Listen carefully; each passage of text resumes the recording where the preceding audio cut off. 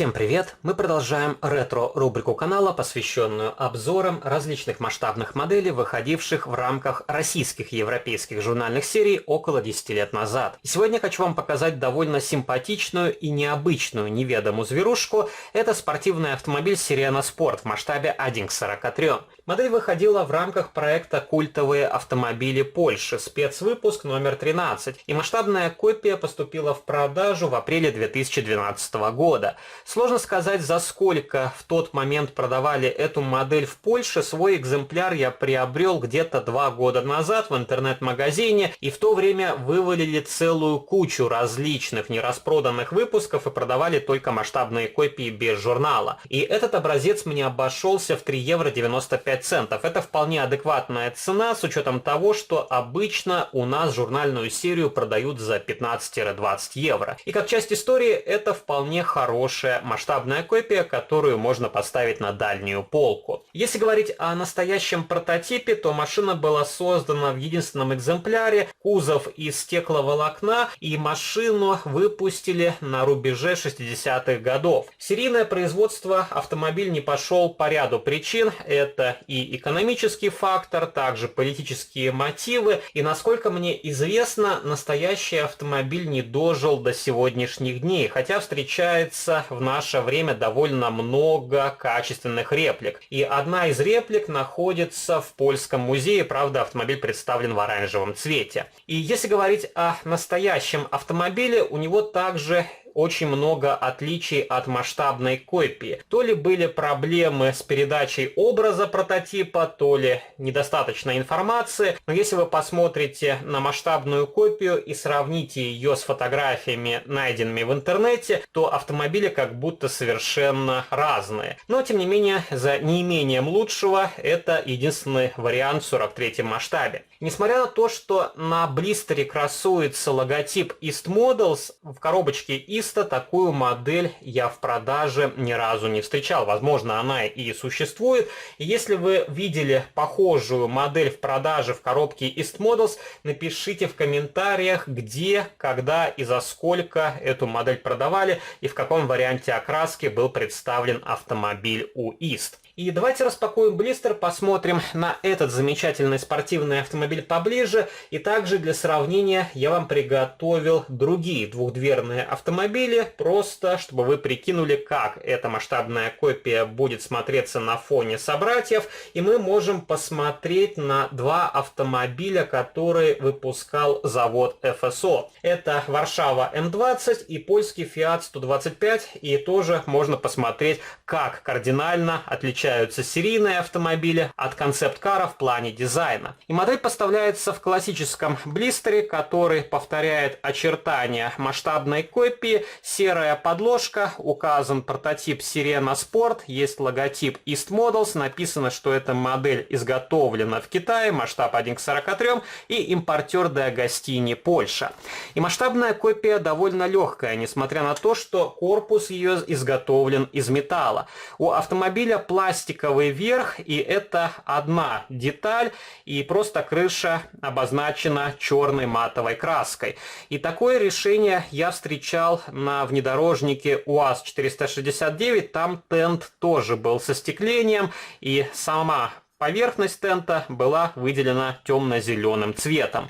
И вполне симпатичный автомобиль в плане дизайна, он мне чем-то напоминает MG или Triumph, и эта машина довольно маленькая по размеру, она даже чуть меньше, чем классический Запорожец, я тоже вам его покажу чуть позже.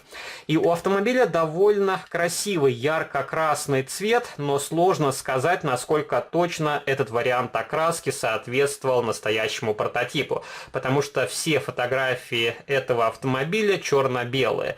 И если вы посмотрите, у машины салон из черного неокрашенного пластика, его сложно рассмотреть сквозь маленькие окошки. Вполне симпатичная решетка радиатора, оранжевой краской выделили поворотники, фары с хромированными ободками, правда вид портят черные точки, и на этом автомобиле установлены регистрационные номерные знаки. Воздуховод на капоте, также декоративные молдинги и дверные дверные ручки здесь обозначены просто серебристой краской. Колпаки на колесных дисках в хроме и вполне хорошие покрышки. Правда, я думаю, покрышки чуть больше по диаметру, чем должны быть на настоящем автомобиле.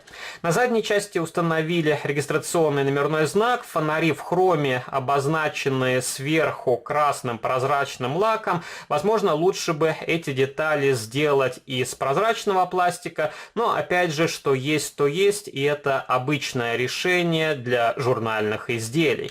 Нижняя часть автомобиля проработана очень примитивно, есть что-то похожее на двигатель, также на выхлопную трубу, и кончики выхлопных труб идут под пороги автомобиля, и при желании их можно демонтировать и самостоятельно окрасить серебристой краской. И давайте открутим днище, я вам покажу, как сделан интерьер данного автомобиля, потому что сквозь окошки его практически невозможно рассмотреть. И опять же, можно разобрать модель, окрасить салон, доработать нижнюю часть, но это и время затраты, и нужно покупать отдельно краску, и каждую журнальную модель дорабатывать не станешь. И вот так выглядит внутренняя часть автомобиля. Присутствует рычаг переключения коробки передач. На обшивке также обозначены рукоятки стеклоподъемников. И это двухместный автомобиль. Вместо заднего ряда сидений здесь небольшая полочка. И, кстати, из этой масштабной копии можно с легкостью сделать открытый вариант, потому что крыша здесь, еще раз повторюсь, это отдельная пластиковая деталь.